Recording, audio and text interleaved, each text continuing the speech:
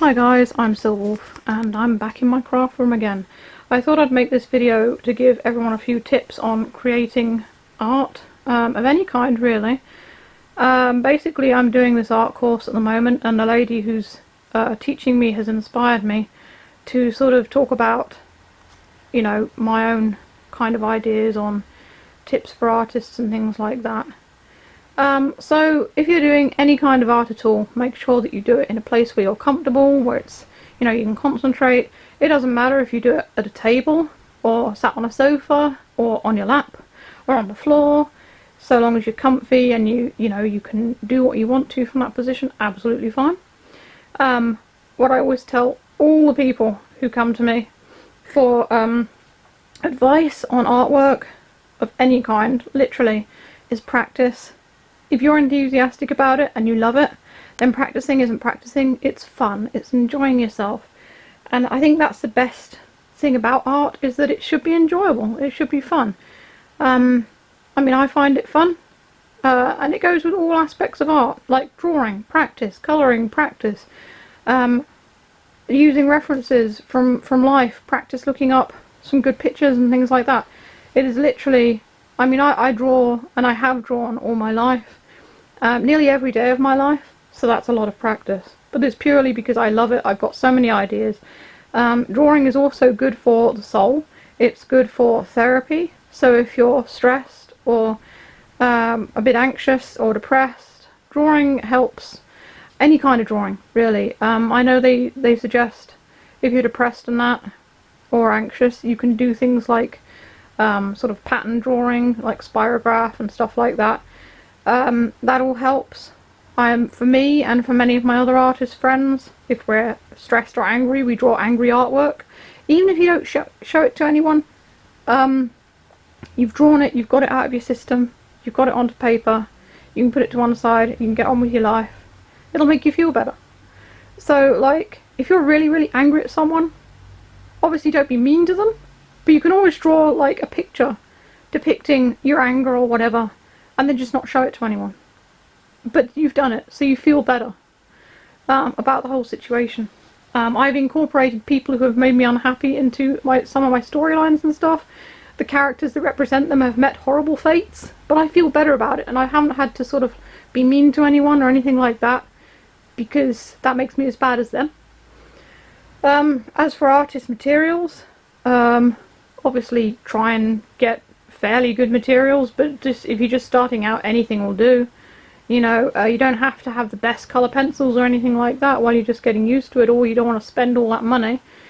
Same goes with digital programs. You don't have to spend out loads of money on an amazing digital program if you're just starting, because if you find out it's not for you, then you've wasted the money.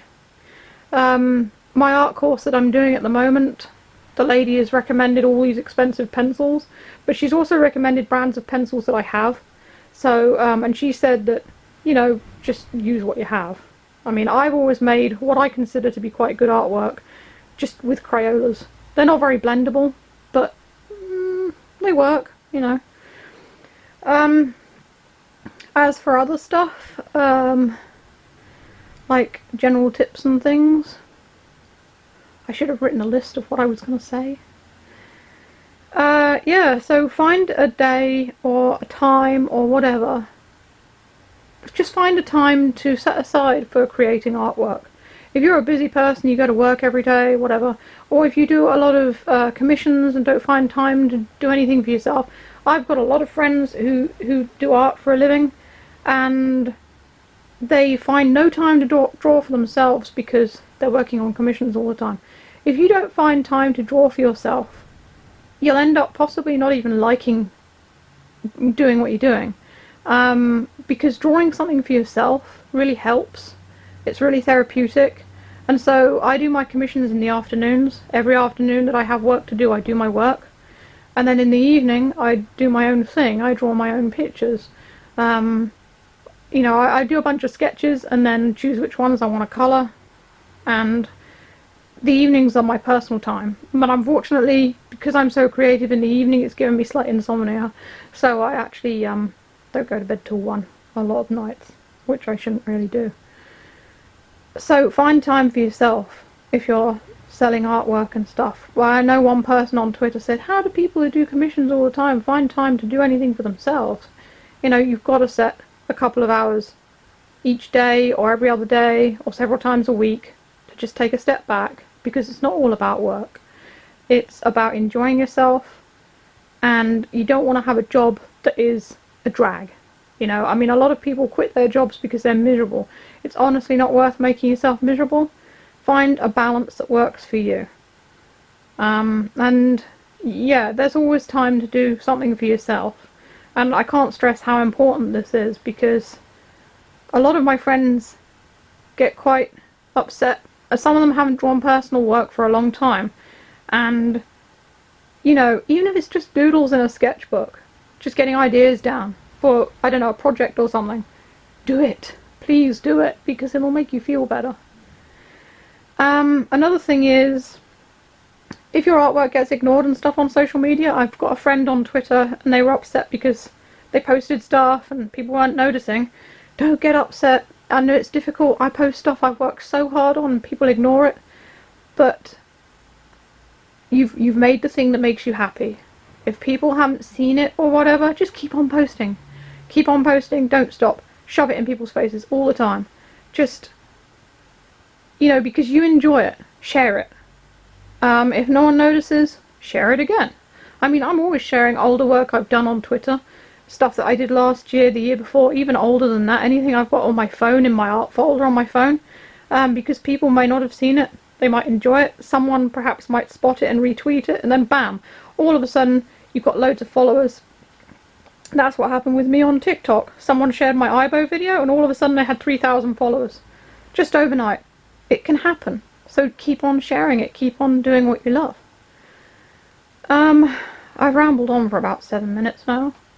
I guess basically what this video is enjoy what you do. Find a place to do what you enjoy. And a schedule is very important as well. You know, make sure you have a good schedule. Otherwise you'll be all over the place. And another thing that I use for my artwork and projects and stuff is I've got a Trello, which is just a place. It's like an app and you can make lists and stuff. And even just for myself, I can make a list for my commissions that I'm doing, and I can also put in any points that I might have to remember for certain things about the commission, like the person wanted a certain colour fur or a hat on the plush or a t-shirt or sunglasses, you know, it's just so you don't forget. And then you can tick it off and you feel a little bit more organised and more achievement when you tick these things off of a list. Yes, I've done it, good, on to the next one. So that helps as well with motivation and stuff. If you're not feeling in the mood for art as well, don't push yourself, because it will just come out crappy. I mean, it happens to all of us. I've just been like, oh, I'm going to draw something, but I don't feel like it. And then it just comes out crappy because I forced it. Don't do that, because there's honestly no point. Just go off and do something else. You have to be in the mood for anything, you know? Forcing it just makes you miserable. So anyway, I hope you've enjoyed watching this. I hope you've learned a bit. I hope I've given good tips and advice. So that's all for this video. If you want to see any art related videos, you can click either of the boxes that come up below.